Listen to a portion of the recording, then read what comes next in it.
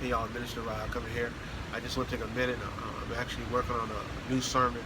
I did it before slightly about Deuteronomy, not Deuteronomy, I'm sorry, on the book of Daniel chapter 3, about the three Hebrew boys.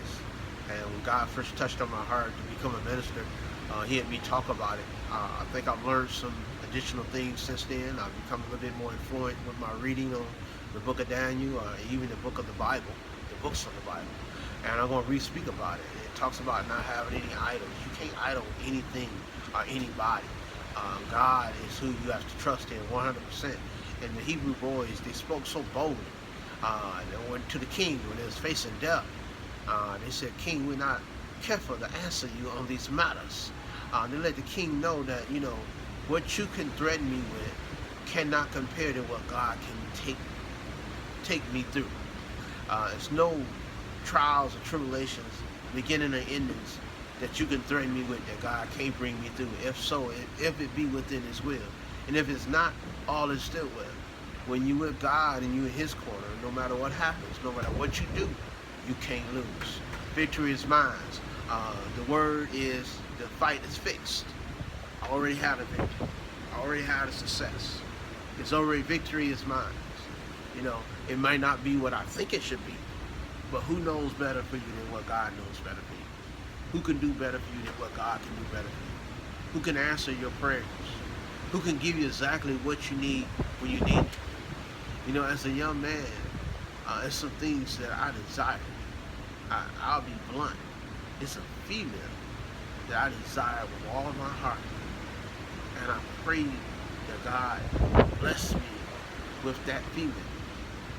Well, it didn't come to pass, but it was not God's will. If it's God's will, it will happen. If it's not God's will, it won't. And you don't want anything that's not of God's will. And I'm going way back to my young youth, 18, 19-ish. We want what God wants for us, not what we want for ourselves. We want our blessings, or the things that we want to be blessed with, our desires to be met. But we only want, or we should only want them to be met according to God's way, God's rule, or what God wants for us. What we think is best. I'm trying to make it plain. What we think is best for us might not be, but God knows what's best for us, and that's what you want to pray for. And whenever I pray for somebody, or I pray for myself, I always include those words in my prayer. I say, God, if it be within Thy will, please bless me with that. If it be within Thy will, because I don't want it to be my will. I want it to be Thy will. Praise the Lord. And the last thing I would say,